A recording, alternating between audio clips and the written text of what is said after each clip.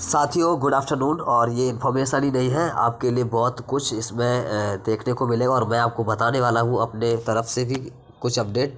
इसमें आपको सभी अभ्यर्थियों को सक्रिय रहना है। साथियों मैं आपको बता दूं कि इस समय जो प्रोसेस चल रही है, इस समय जो अभी हाल ही में जो मुद्दे गर्म हुआ है इन ओबीसी होल्ड को लेकर, क्योंकि इस ओबीसी होल्ड का जो मामला है ये काफ़ी भर्तियों में अटका हुआ है, काफ़ी ज़्यादा भर्तियों में अटका हुआ है। और इसके कारण ना तो पिछली भर्तियां जो अटकी हुई है उनका निराकरण हो पाया है और न ही आने वाली भर्तियों के लिए रास्ता साफ हो पाया है।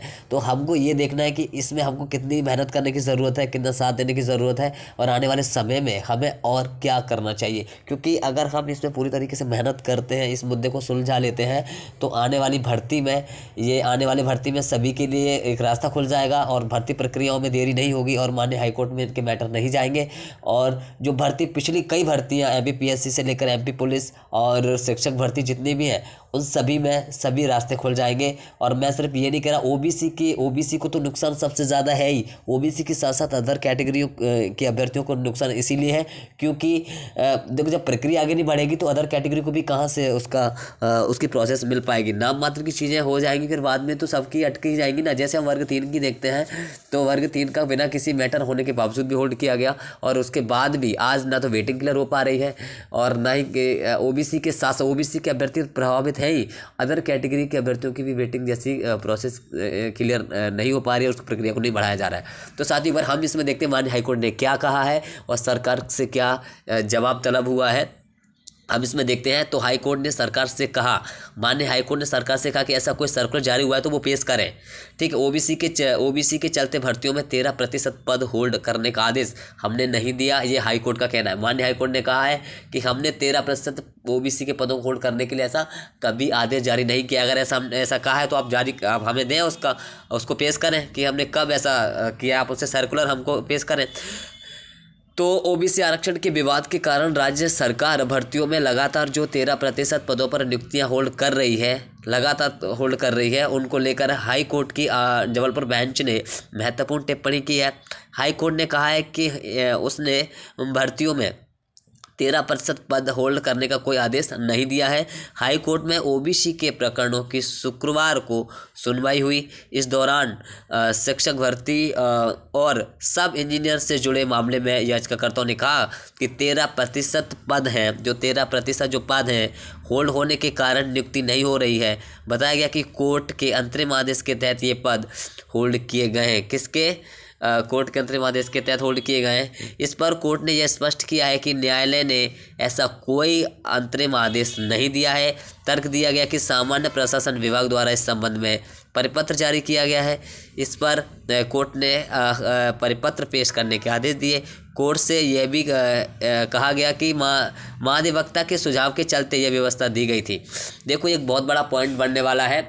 सभी हालांकि ओबीसी के जो संगठन है सभी और पूरी तरीके से एक विशाल आंदोलन पूरे भोपाल में करने वाले काफ़ी संगठन इसमें जुड़ेंगे, जिसमें नेयू के साथ साथ कोचिंग संस्थान और बाकी अन्य संगठन और पूरे ओबीसी के जितने भी युवा हैं, जितने भी साथी हैं मध्य प्रदेश के, वो सभी इस मुद्दे को सुलझाने के लिए एकत्रित होने जा रहे हैं। ठीक है, तो महाधिवक्ता के सुझाव के चलते, क्योंकि महाधिवक्ता का अभिमत इतना ज़्यादा प्रभावी नहीं हो सकता। जब माननीय हाईकोर्ट ये बोल रहा है कि हमने 13% होल्ड करने के लिए नहीं कहा गया, तो क्या महाधिवक्ता जी माननीय हाईकोर्ट से बड़े हो गए? ठीक है ना। तो इसका सॉल्यूशन मुझे लगता है कि अगर पूरे संगठन पूरे प्रोटेस्ट करें, माननीय मुख्यमंत्री जी तक अपनी बात पहुंचाएं और साथ साथ में हाईकोर्ट भी ये क्लियर कर दे, तो महाधिवक्ता के अभिमत पे जो भी अभी तक रोके गए हैं, पद होल्ड किए गए हैं, उनको जल्दी से सुलझाया जा सकता है। ठीक है, इस पर कोर्ट ने कहा कि महाधिवक्ता के सुझाव का परीक्षण नहीं किया जा सकता। यदि सरकार का कोई आदेश है तो वह प्रस्तुत किया जाए।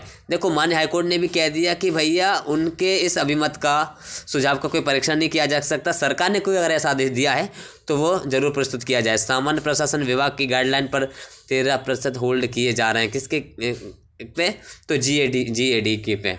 ठीक है ना। जबकि ओबीसी के अभ्यर्थी जब जीएडी के पास जाते हैं ना तो वहाँ भी कह दिया जाता है कि हमने तो कोई होल्ड नहीं किया।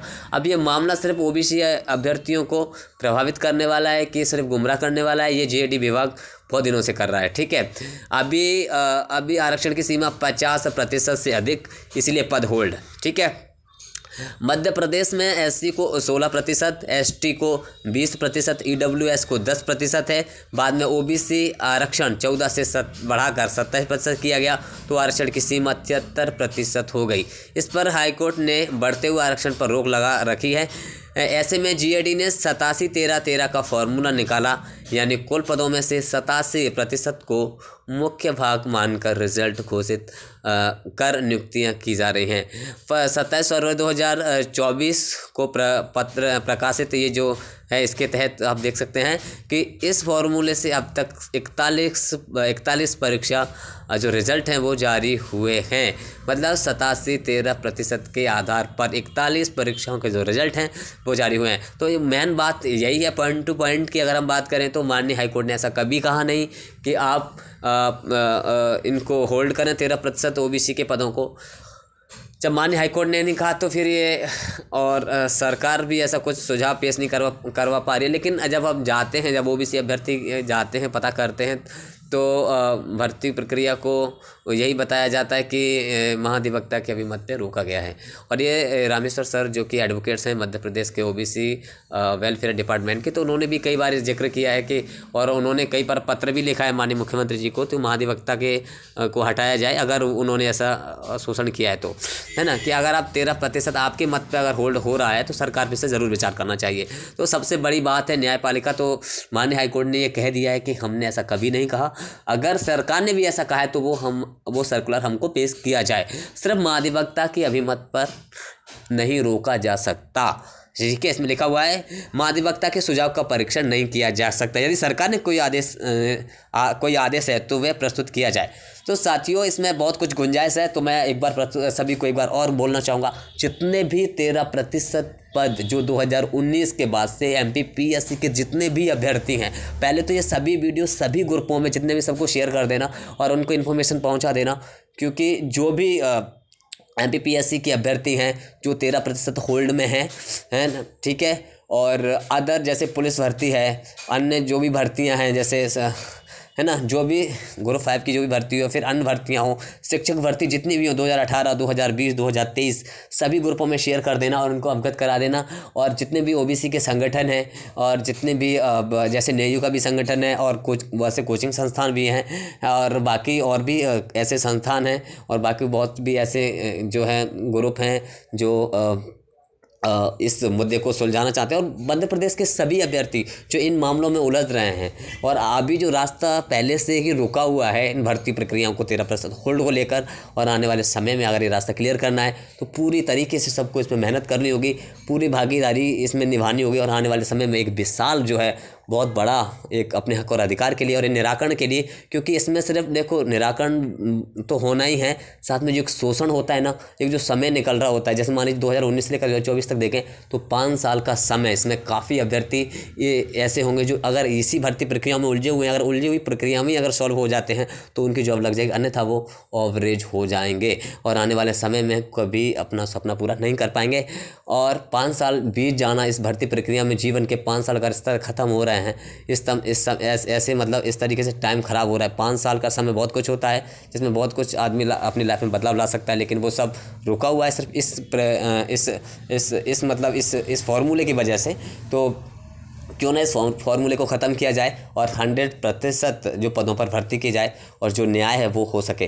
ठीक है, तो सभी साथी बाकी जो भी इन्फॉर्मेशन होगी मैं आपको अवगत कराऊंगा, लेकिन फ़िलहाल आपको एक्टिव रहना है। जब भी डेट डिसाइड हो सबको बड़ी भागीदारी में जाकर अपनी मेहनत करनी है प्रोटेस्ट में, और माननीय मुख्यमंत्री जी तक और दिल्ली तक अगर आवाज़ उठानी पड़ी तो ज़रूर जाना चाहिए और कोशिश करनी चाहिए, सभी अभ्यर्थियों को जागना चाहिए कि ये फॉर्मूला अगर 87-13 का रहा तो कोई भी भर्ती प्रक्रिया पूरी ढंग से नहीं होगी और कभी न्याय नहीं मिलेगा। तो हमें इस फॉर्मूले को ख़त्म करना है, 100% पर भर्ती चाहिए और ओबीसी के 27% के लिए जो है पूरी मेहनत करनी चाहिए, जिससे अपना हक और अधिकार मिल सके।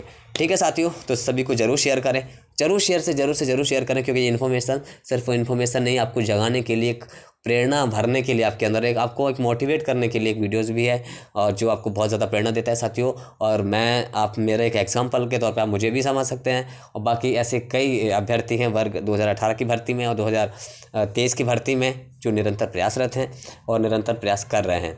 अब जो अपना जो संघर्ष है वो सफल इसीलिए नहीं हो पा रहा क्योंकि हमें विभाग में जाते यही कह दिया जाता है कि आपकी भर्ती प्रक्रिया माननीय हाईकोर्ट में लंबित है, माननीय हाईकोर्ट में अटकी हुई हैं। जबकि असल में बात यह है कि माननीय हाईकोर्ट ने तो रास्ता साफ कर दिया है, कहीं ना कहीं विभाग के द्वारा ही इसको अटकाया गया है और GAD के द्वारा अटकाया गया है। ठीक है साथियों, तो धन्यवाद, सभी को ज़रूर शेयर करें, ठीक है, और सभी को जगाएं अपने हक और अधिकार के लिए। धन्यवाद।